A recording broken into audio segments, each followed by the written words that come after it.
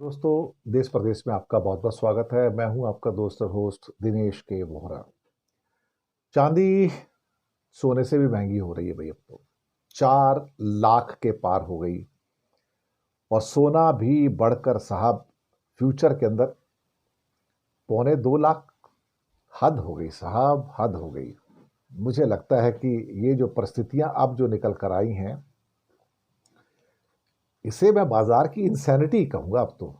क्योंकि सोने का $5,460, ये मतलब $5,500 के आसपास का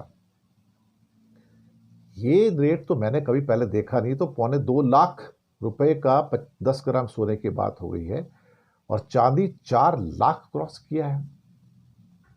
हद है।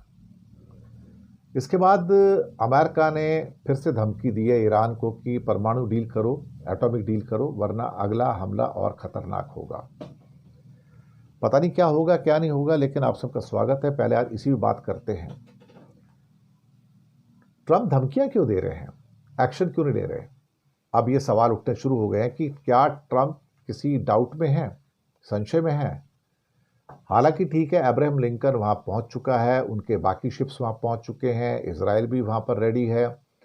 एक बार फिर से डोनाल्ड ट्रंप ने ईरान को धमकी दी कि आप हमसे एटॉमिक एनर्जी के जो प्रोग्राम्स हैं, हथियारों को लेके बातचीत तुरंत करो, और बातचीत नहीं किया तो अगला हमला खतरनाक होगा। अगला हमला मतलब अभी तक हमला किया कहाँ आपने? वो तो पहले जो हमले लास्ट ईयर हुए थे वो तो हुए थे। और ट्रंप कहते हैं कि ट्रुथ सोशल पर कि ईरान को एक ऐसा समझौता करना चाहिए जिसमें साफ तौर पर एटम बम ना बनाने की शर्त हो, क्योंकि इस समय बहुत कम बचा है।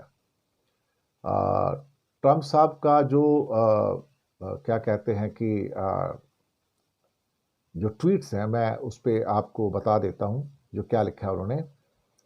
The massive armada is heading to Iran. It's moving quickly with great power, enthusiasm, and purpose. It's a larger fleet headed by Abraham Lincoln that that sent to Venezuela.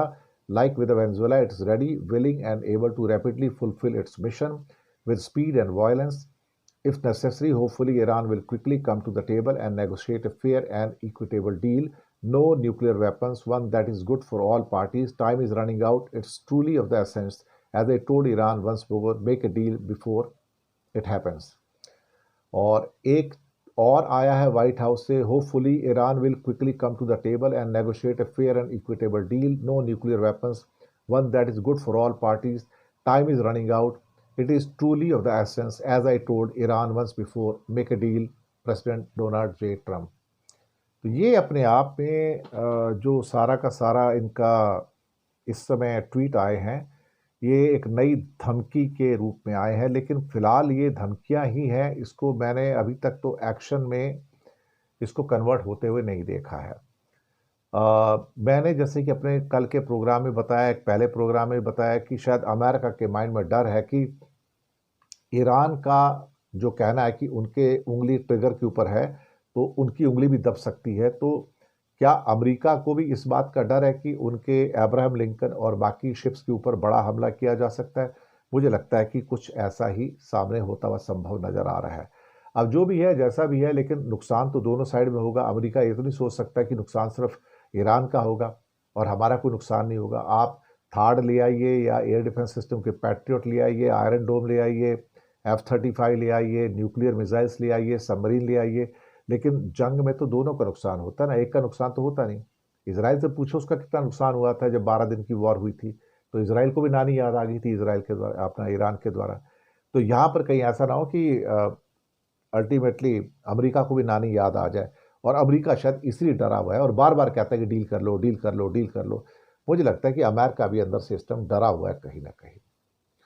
चलिए कोई बात नहीं, दूसरी खबर पर आते हैं कि सिल्वर और गोल्ड एक नई ऊंचाइयों पर आ गए हैं। मैं तो यकीन ही नहीं मान रहा हूं कि सिल्वर 4 लाख क्रॉस कर गया भाई MCX के ऊपर, और गोल्ड 1,80,000 पे। फरवरी फ्यूचर्स जिसको कहते हैं, ये कल्पना से परे है। मतलब ये पागलपन है इस समय। मुझे लगता है कि ये पागलपन कहने को बताया जा रहा है कि जो दुनिया में जो वॉलेटाइल स्थितियां हैं उसको लेकर ये चल रहा है। लेकिन मुझे लगता है कि हालांकि फेड का फैसला भी आया है और बाकी जो फैसले भी हैं, अमेरिका ईरान का तनाव भी है, लेकिन ये बात सही है कि पागलपन तो है, लेकिन ये पागलपन इस लेवल तक आ जाएगा कि चांदी अभी जो मतलब 70 80 90 हज़ार में हुआ करती थी 1.5 साल पहले, आज 4 लाख पे आ गई है भाई। ये तो 3 4 गुना के रेट हो गए हैं उनके। मुझे तो अब इसमें कोई लॉजिक नजर आना बंद हो गया है। ये सही बात है कि डॉलर में गिरावट आ रही है, लेकिन डॉलर में गिरावट आने से कुछ होता नहीं ना। वो इसलिए नहीं होता डॉलर में गिरावट आने से क्योंकि सामने कोई अल्टरनेट करेंसी है नहीं जिसके ऊपर आप यकीन कर सको। और यही चीज डॉलर को मजबूत भी कर देती है कि दुनिया में कोई एक ऐसी करेंसी है जिस पर क्या कोई सब लोग यकीन कर सकते हैं क्या? क्या आपको लगता है, क्या कुछ ऐसा कहीं पे नजर आता है क्या? मुझे नहीं लगता है कि अ, कुछ जो ऐसा चल रहा है।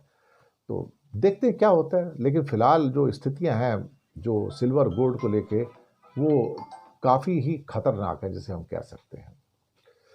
चलिए अब एक और खबर पे आते हैं कि क्या कार्नी सरकार के खिलाफ व्हाइट हाउस में कुछ प्लानिंग चल रही है।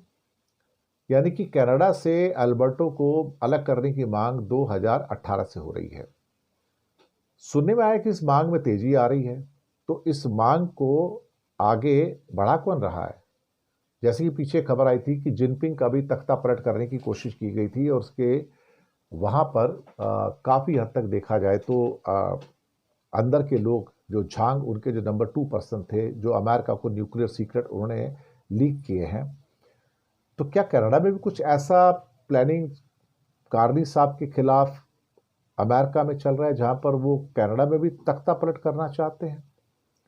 डोनाल्ड ट्रंप मुझे लगता है कि पूरी दुनिया को ही उल्टा पुल्टा कर देना चाहते हैं।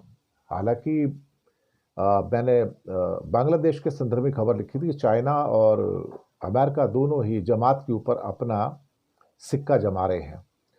लेकिन कनाडा के ऊपर भी अल्बर्टो को अलग करने की जो बात है कि एक सर्वे में 20% लोगों ने खुलकर अल्बर्टा को कनाडा से अलग करने की बात की। ये अलास्का का जो द्वीप समूह है उसके पास है ये, और अमेरिका के तो करीब है। लेकिन ये समझ में नहीं आता, अकेले अल्बर्टा जो है कनाडा का 99% एनर्जी आपको देता है। अगर ये कनाडा से अलग हो जाएगा तो कोहराम मच जाएगा, क्योंकि उसकी सारा ऑयल तो यहीं से पैदा होता है ना। दुनिया में चौथा सबसे बड़ा देश है जिसके पास ऑयल है, वो कनाडा है। लेकिन कनाडा अपना ऑयल उतना एक्सप्लॉइट करता नहीं, इतना बेचता नहीं, निकाल कर अपनी जरूरत के लिए निकालता है। और चौथे नंबर का सबसे बड़ा ऑयल कनाडा के पास है दुनिया में, जो करीब करीब शायद 165 बिलियन बैरल्स का जो उसका रिजर्व है इस टाइम।